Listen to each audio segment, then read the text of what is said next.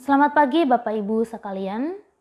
Sebelum kita melakukan segala aktivitas kita, kegiatan kita pada hari ini, mari kita menyediakan waktu untuk merenungkan firman Tuhan. Mari kita berdoa. Tuhan Yesus, terima kasih untuk kebaikan-Mu, terima kasih untuk pemeliharaan-Mu di dalam hidup kami.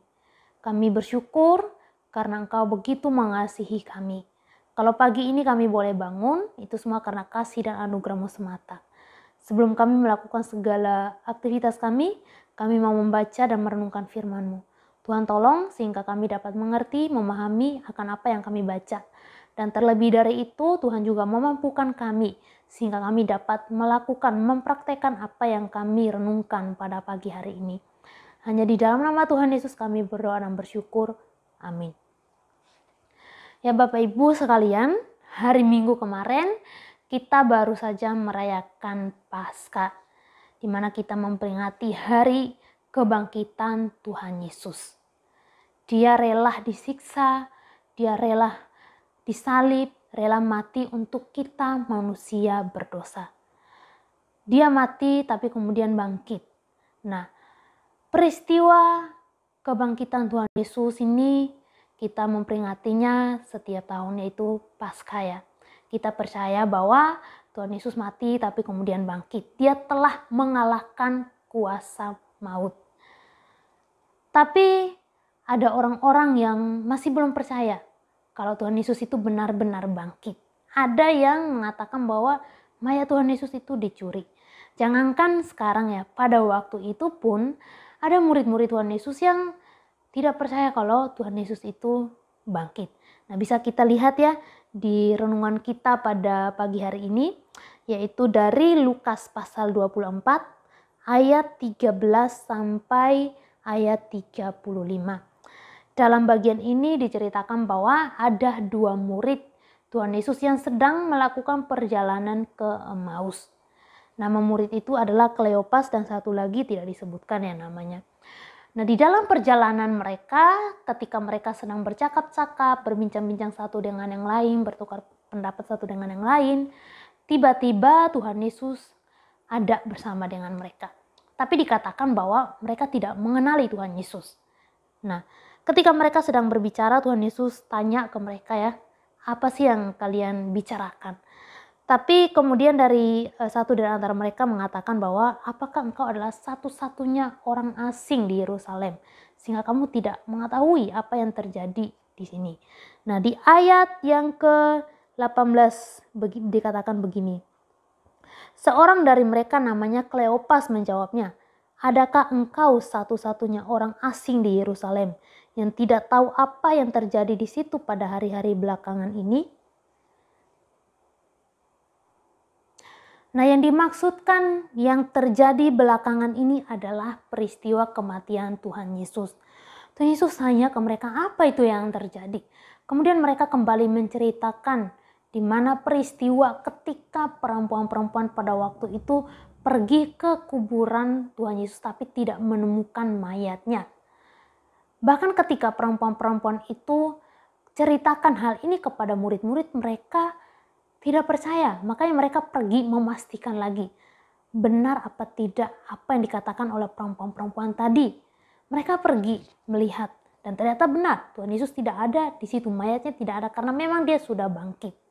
Nah, dari perkataan mereka ini kita dapat simpulkan bahwa mereka tidak percaya kalau Tuhan Yesus itu sudah bangkit. Nah, ketika Tuhan Yesus sudah mendengarkan, setelah dia mendengarkan perkataan mereka itu, di ayat 25 dikatakan begini. Lalu ia berkata kepada mereka, hai kamu orang bodoh, betapa lambannya hatimu, sehingga kamu tidak percaya segala sesuatu yang telah dikatakan para nabi. Ayat 26, bukankah Mesias harus menderita semuanya itu untuk masuk ke dalam kemuliaannya? 27, lalu ia menjelaskan kepada mereka apa yang tertulis tentang dia dalam seluruh kitab suci mulai dari kitab-kitab Musa dan segala kitab nabi-nabi. Tuhan Yesus katakan kepada mereka bahwa betapa lambannya hatimu sehingga kamu tidak percaya akan perkataan nabi-nabi. Sudah dikatakan bahwa Mesias akan mati dan bangkit. Bahkan Tuhan Yesus juga pernah ngomong bahwa dia akan merobohkan bait suci dan membangunnya dalam 3 hari. Artinya dia mati dan akan bangkit pada hari yang ketiga.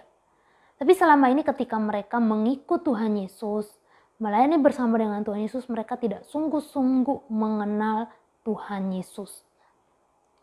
Kalau mereka sungguh-sungguh mengenal Tuhan Yesus, maka mereka pasti mengingat akan perkataan Tuhan Yesus. Mereka juga percaya bahwa Tuhan Yesus akan bangkit pada hari yang ketiga. Tapi di sini ketika Tuhan Yesus mayatnya tidak ada di kubur, mereka mencari kemana-mana. Kalau mereka tidak mencari kemana-mana berarti mereka percaya bahwa Tuhan Yesus itu sudah bangkit. Tetapi ketika peristiwa itu terjadi, yaitu ketika para perempuan itu melihat bahwa tidak ada mayat Tuhan Yesus, mereka malah mencari-cari. Padahal Tuhan Yesus sudah bangkit. Mereka tidak percaya karena tidak sungguh-sungguh mengenal Tuhan Yesus. Nah, di sini mereka tidak mengenal Tuhan Yesus yang sedang berjalan bersama mereka itu. Mereka tidak tahu kalau Tuhan Yesus itu sudah bangkit dan sekarang itu sudah bersama-sama dengan mereka. Tapi di sini dikatakan bahwa waktu ia duduk makan dengan mereka, ia mengambil roti, mengucap berkat, lalu memecah-mecahkannya dan memberikannya kepada mereka. Ketika itu terbukalah mata mereka dan mereka pun mengenal dia. Tetapi ia lenyap dari tengah-tengah mereka. Tuhan Yesus sendiri yang membuka hati mereka sehingga mereka mengenal Tuhan Yesus. Oh, ini guru saya yang sudah mati tapi bangkit. Pada saat itu mereka mengenal Tuhan Yesus. Mereka tahu bahwa Tuhan Yesus sudah benar-benar bangkit. Nah, lalu apa yang dilakukan oleh kedua murid ini ketika Tuhan Yesus sudah memberitahu mereka bahwa ini loh saya sudah bangkit. Saya mati tapi saya sudah bangkit. Yang dilakukan oleh mereka adalah pergi dan memberitahu murid-murid yang lainnya tentang kebangkitan Tuhan Yesus. Di ayat 33 sampai 35 ya dikatakan begini. Lalu bangunlah mereka dan terus kembali ke Yerusalem. Di situ mereka mendapati ke-11 murid itu. Mereka sedang berkumpul bersama-sama dengan teman-teman mereka. Kata mereka itu, sesungguhnya Tuhan telah bangkit dan telah menampakkan diri kepada Simon. Lalu kedua orang itu menceritakan apa yang terjadi di tengah jalan dan bagaimana mereka mengenal dia pada waktu ia memecah-mecahkan roti. Jadi ketika mereka mengenal Tuhan Yesus, ketika mereka tahu bahwa Tuhan Yesus sudah bangkit, yang mereka lakukan adalah kembali dan menceritakan mengenai Tuhan Yesus. Bapak Ibu sekalian, kita sudah diselamatkan oleh Tuhan Yesus. Tuhan telah rela mati bagi kita. Dia telah bangkit dan kita pun telah menang. Kita telah ditebus dan kita sudah menjadi anaknya. Kita menjadi ahli warisnya.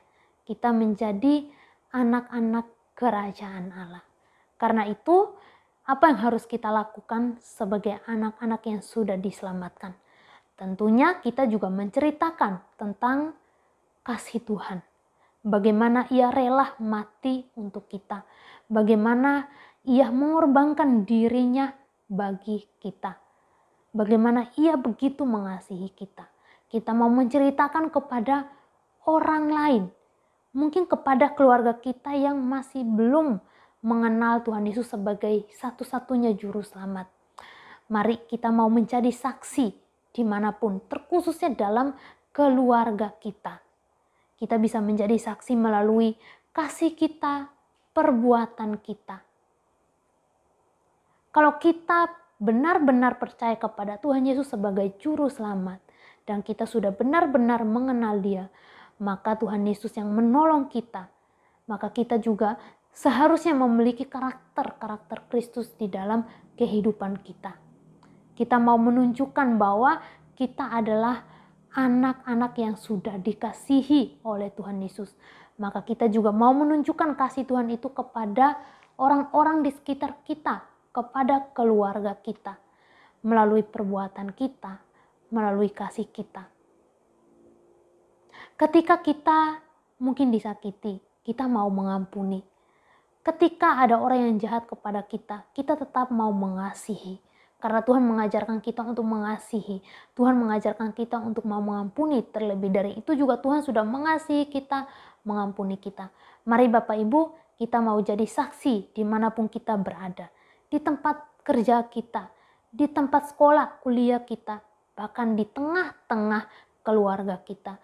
Biarlah kehadiran kita dimanapun kita menjadi berkat, menjadi saksi. Kita mengenalkan Tuhan Yesus kepada semua orang. Sehingga mereka juga menerima anugerah keselamatan daripada Allah. Dan kita sama-sama menikmati anugerah itu. Kita sama-sama memperoleh kehidupan yang kekal dan bersukacita bersama di surga. Tuhan Yesus memberkati. Mari kita berdoa. Tuhan, terima kasih untuk kasih setiamu, terima kasih untuk pengorbananmu Tuhan. Kami sungguh bersyukur karena punya Allah yang begitu mengasihi kami, yang rela mengorbankan dirinya bagi kami. Tuhan, ajar kami untuk mau menceritakan tentang pengorbananmu kepada orang lain. Ajar kami untuk mau menjadi saksi bagi orang lain melalui karakter kami, melalui tingkah laku kami, melalui perbuatan kami Tuhan. Terima kasih Tuhan, hanya di dalam nama Tuhan Yesus kami berdoa. Amin.